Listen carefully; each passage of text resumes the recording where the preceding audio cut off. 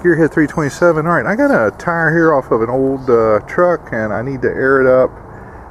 If I were to take this to a tire shop, they'd of course tell me that, you know, this is not salvageable and, you know, I need to buy a new tire. And I would probably agree with that if I was going to, you know, take this wheel and, you know, put it on the truck and go cruise up and down the boulevard trying to pick up girls, you know. But I'm not going to be doing that. This is just going to be good enough to put on the vehicle and try and get it so I can junk the vehicle, so I can roll it up on the trailer. So I've got to fix this one too. So we're going to go from this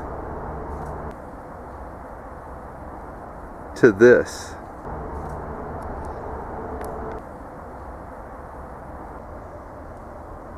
Alright guys, it's not leaking through these rips. You can see where the tire's ripped, like right there, and where it leaks from is around the bead. And like I said, I wouldn't recommend any drag racing with these things right here, but they are holding air. And this stuff right here is the ticket. Now I have a tire sealer that you can put around there. It's like black, it's like a glue or whatever. But this thing right here is going to help seat these tires, and I used that homemade Tire Cheetah. So let's we still got the other one to do right here. Let's get that one fixed up. Alright, let me show you how this works here. Let's get some of this stuff right here, and the stuff that it squeezed out that's used. Now I wouldn't use this right here on a car I was going to drive around or whatever, but the reused crap can fit up in here. Just kind of just slather it on there like that.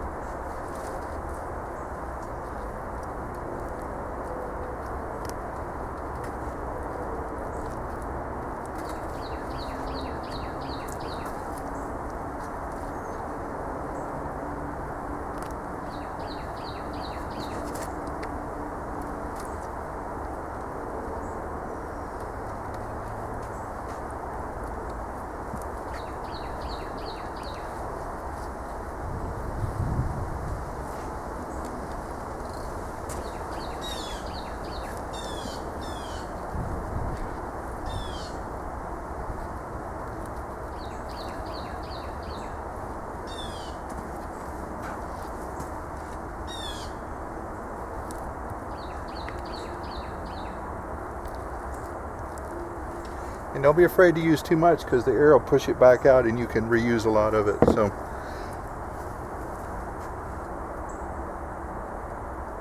get that cleaned off. Alright, let's charge up our main gun right here.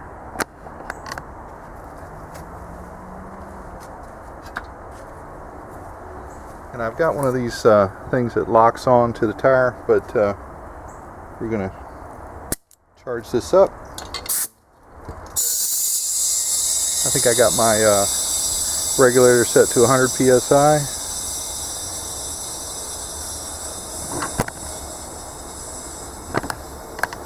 Should have a gauge on here, but I don't have one. Alright, let's charge. Just cut that off. We'll put this back on. And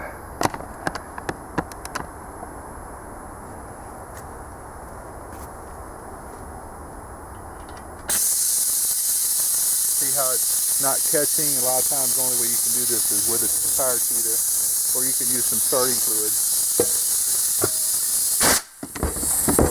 See, that made it catch.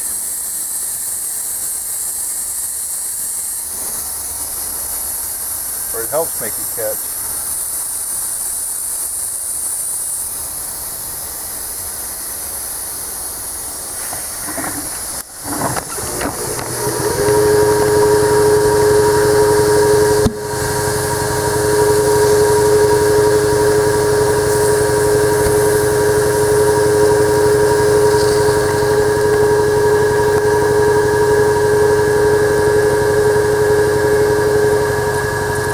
You don't want to put too much air in there and blow it up.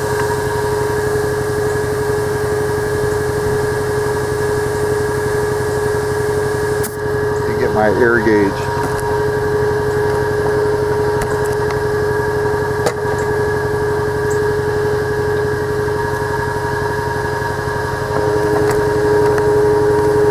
Sometimes you'll have a little, well, it bubbled up there for a second. You put a little more air in there and it'll seal it.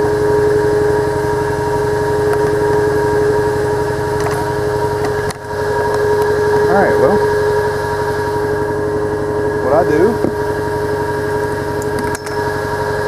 is just take this,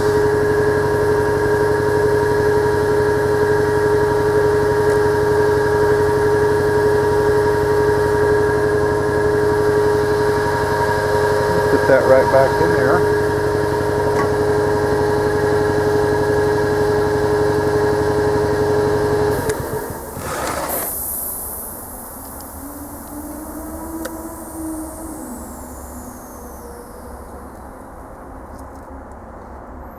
And we're ready for next time. Now, it don't look that great, guys, but it will seal up a tire. So, I mean, you could always throw it away, you know, if you wanted to. But for crappy tires, it's awesome. It's great.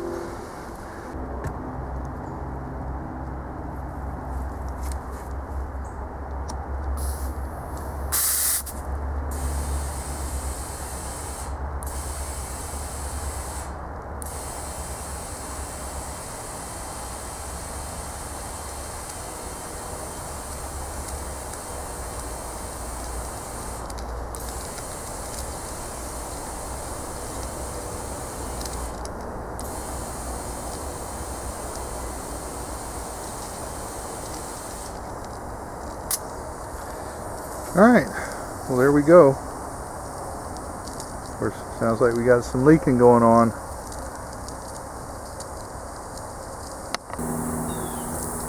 Alright, we got a little leak right here, guys. I don't know if the camera's going to pick that up.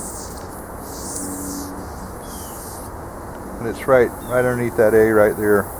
So I'm going to have to break the bead. It should break a lot easier than it did before, and we'll get that sealed up. Alright, I like to give it the wash tub test.